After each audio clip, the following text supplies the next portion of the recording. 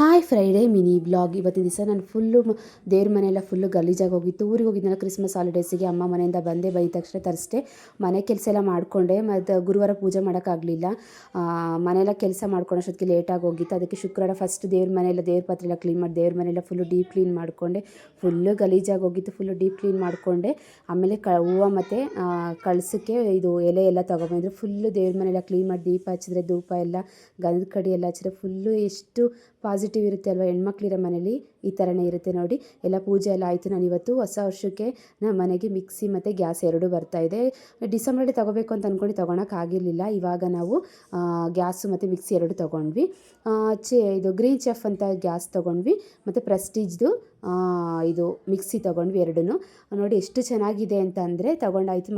ಎಲ್ಲ ಇದು full fix ಮಾಡಿಕೊಂಡೆ. ಹಳೇದೆಲ್ಲ ಎತ್ತಿಕ್ಬಿಟ್ಟು ಹೊಸ ಗ್ಯಾಸ್ ಫಿಕ್ಸ್ ಮಾಡ್ಕೊ. ಅದು ಉರಿತಾನೆ ಇರಲಿಲ್ಲ. ಫುಲ್ ವೀಡಿಯೋ ಅಪ್ಲೋಡ್ ಮಾಡಿದ್ದೀನಿ ನೋಡಿ.